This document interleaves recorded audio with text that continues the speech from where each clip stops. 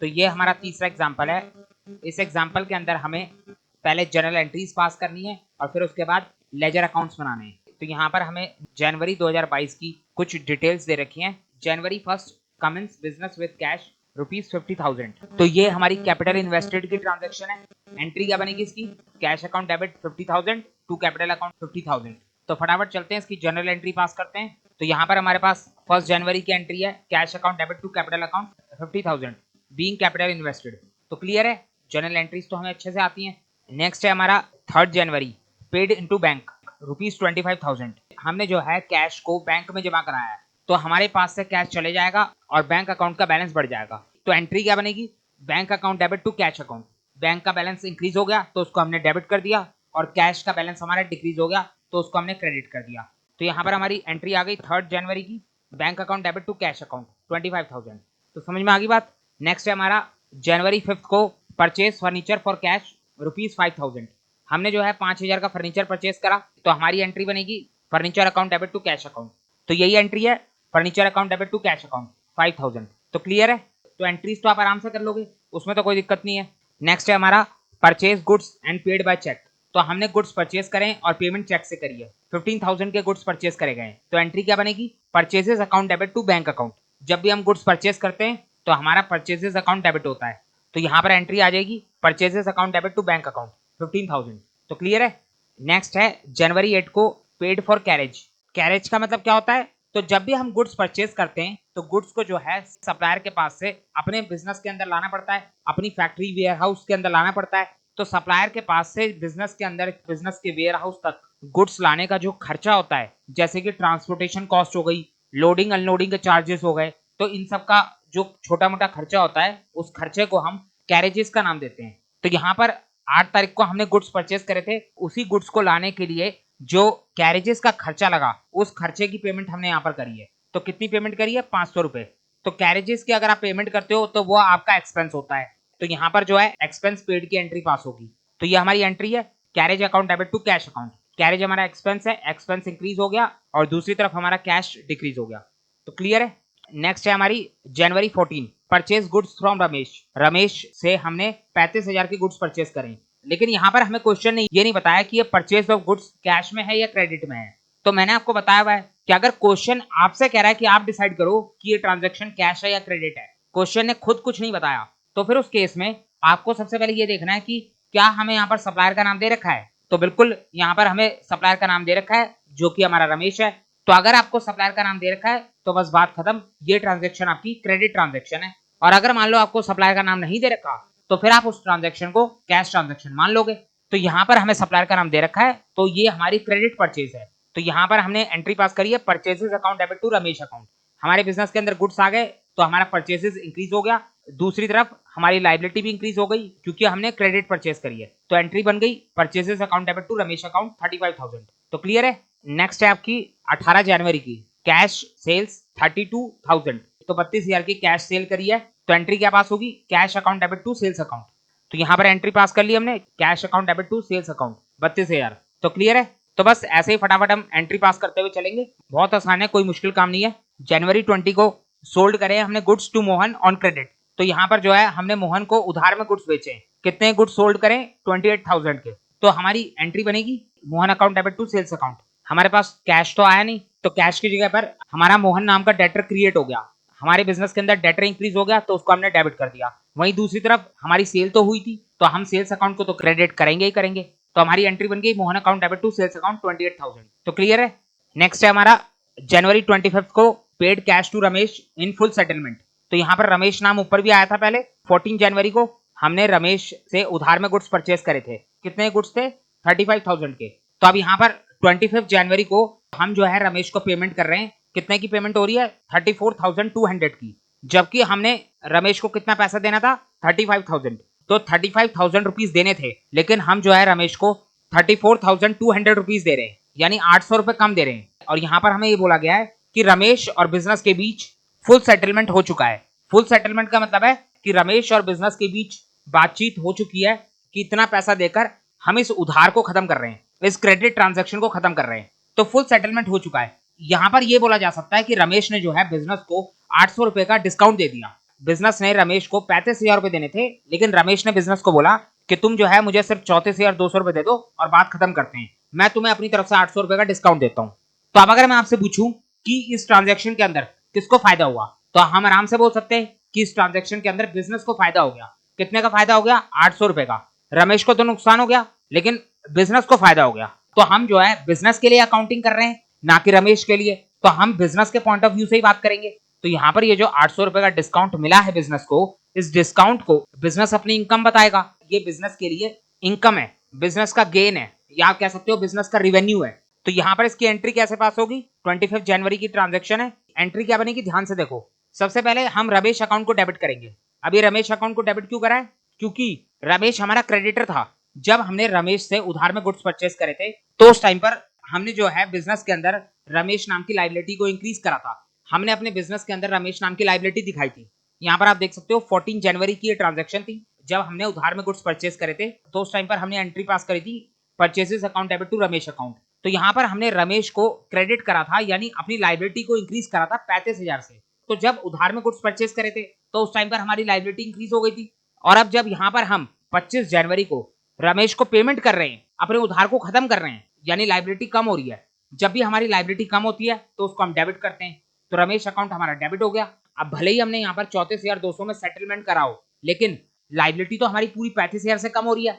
अब आगे हमें रमेश को कोई भी पैसा पे नहीं करना, तो लायबिलिटी कम हुई है, तो हमने रमेश अकाउंट को डेबिट कर दिया। अब अगर मैं बात करूं कि हमने कैश कितना पे करा है, तो यहाँ पर हमने 34,200 रुपए का कैश पे करा है। तो 34,200 रुपए का कैश बैलेंस हमारे बिजनेस से कम हो गया। तो अगर हमारा कैश कम होता है तो उसको हम क्रेडिट करते हैं, तो यहाँ पर हमारा कैश डिक्रीज हो गया। अब डेबिट में लिखा है 35,000, जबकि क्रेडिट में लिखा है 34,200। तो जो डिफरेंस आ रहा है 800 रुपए का, ये डिफरेंस है हमारा डिस्काउंट। बिजनेस को जो है डिस्काउंट रिसीव हुआ था 800 रुपए का, और ये डिस्काउंट रिसीव्ड बिजनेस के लिए इनकम है, बिजनेस का रिवेन्यू है। रिवेन्यू का रूल तो आपको पता है, जब भी रिवेन्यू बढ़ता है तो उसको क्रेडिट करते हैं, और जब भी रिवेन्यू कम होता है तो उसको डेबिट करते हैं। तो यहाँ पर हमारा रिवेन्यू इंक्रीज हुआ है, बिजनेस को डिस्काउंट रिसीव हुआ है, तो बिजनेस का रिवेन्यू इंक्रीज हुआ है। और जब भी हमारा रिवेन्यू इंक्रीज होता है तो उसको हम क्रेडिट करते हैं। तो यहाँ पर हमने डिस्काउंट को क्रेडिट कर दिया। तो समझ में आ रही है आपको बात? तो ये हमारी एंट्री बन गई, Ramesh account debit to cash account to discount account. तो क्लियर हो गया। अब नेक्स्ट है हमारा January 28, cash receive from Mohan.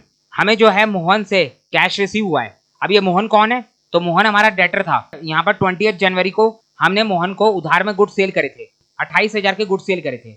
तो मोहन से अभी हमें सिर्फ 20,000 रुपए का कैश रिसीव हुआ है।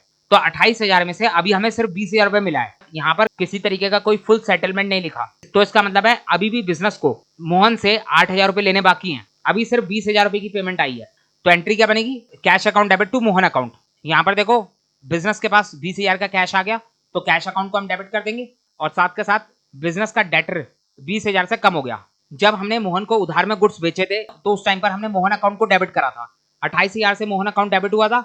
यहाँ पर आप देख सकते हो, जब मोहन को गुड्स सेल करे थे तो हमने जो है 28,000 से मोहन अकाउंट को डेबिट करा था। ये हमारा डेटर था जो कि इंक्रीज हुआ था 28,000 से।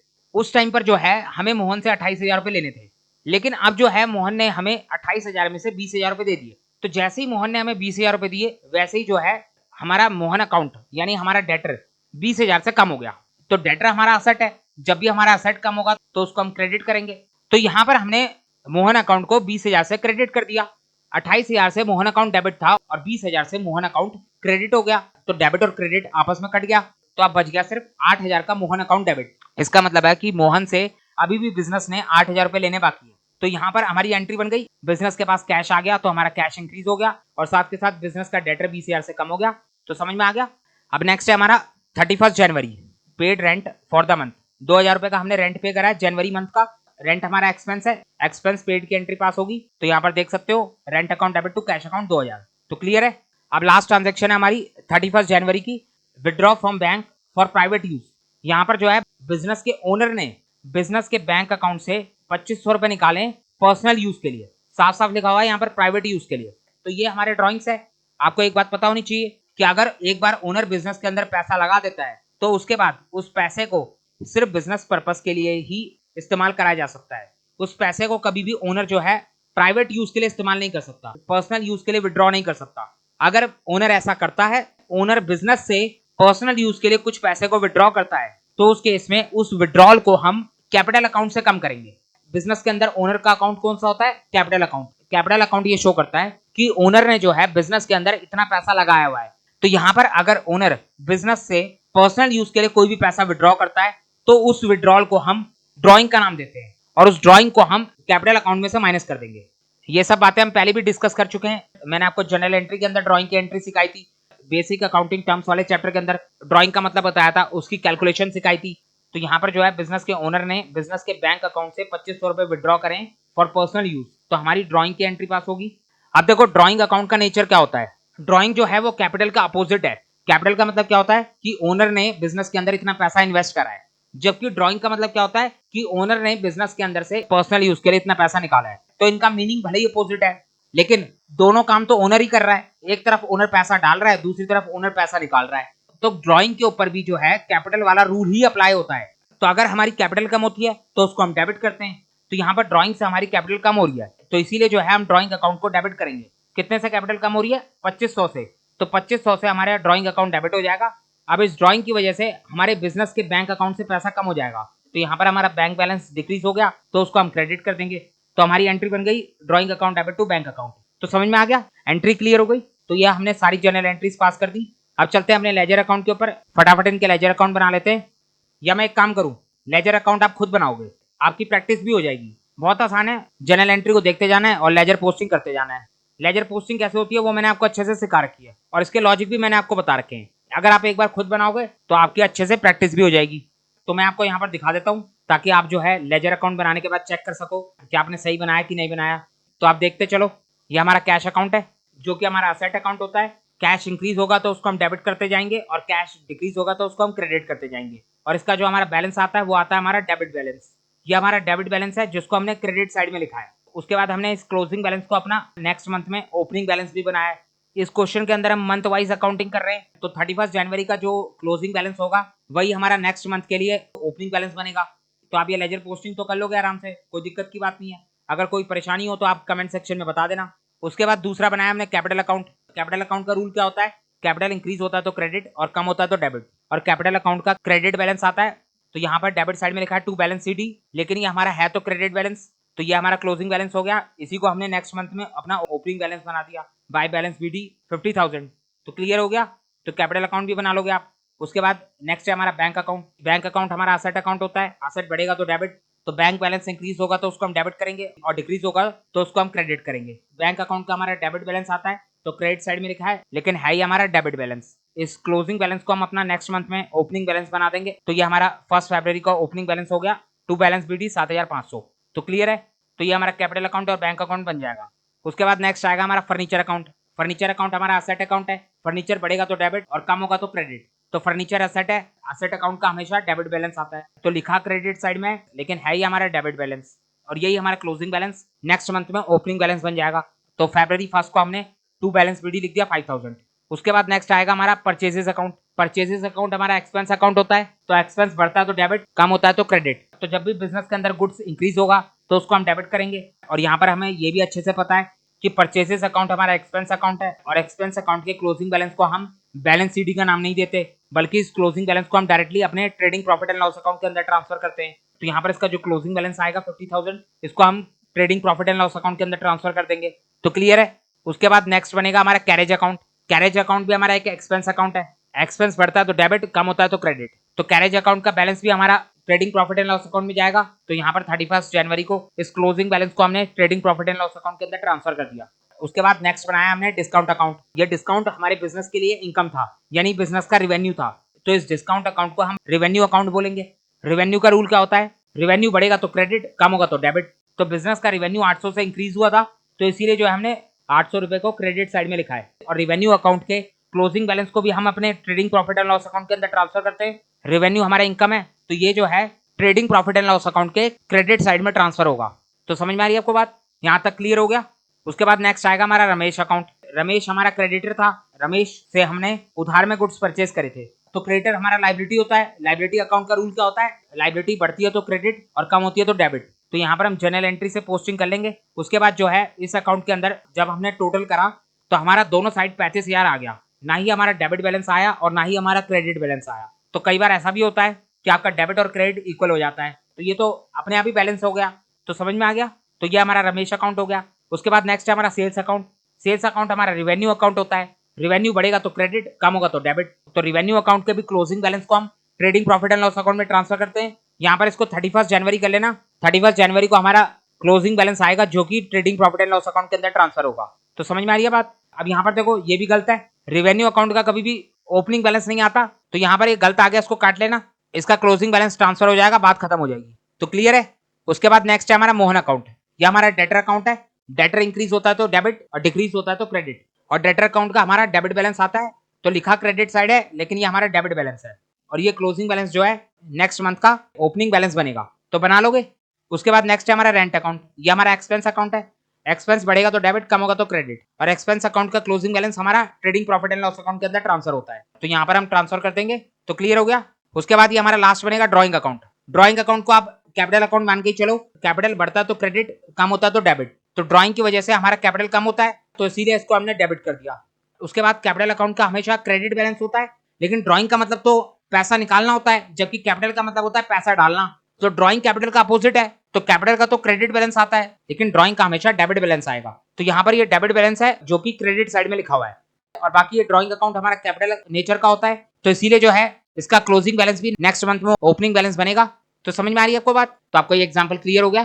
तो हमने जो है अपने लेजर अकाउंट के चैप्टर के अंदर टोटल 3 एग्जांपल देखे और बहुत डिटेल में देखे। तो यहाँ पर ये 3 एग्जांपल कंप्लीट करने के बाद हमारा लेजर का चैप्टर कॉन्सेप्चुअली तो खत्म हो गया। कॉन्सेप्ट इसके अंदर कुछ नहीं बचा, आपको मैंने सारे कॉन्सेप्ट सिखा दिए। तो यहाँ पर आप इस चैप्टर को फिनिश करके आगे अपने नेक्स्ट चैप्टर में बढ़ सकते हो। लेकिन मैं चाहता हूँ कि आपको मैं 2-4 अच्छे वाले क्वेश्चन करा दूं, 2-4 बड़े क्वेश्चन करा दूं, ताकि आपके लेजर अकाउंट की थोड़ी बहुत और प्रैक्टिस हो जाए।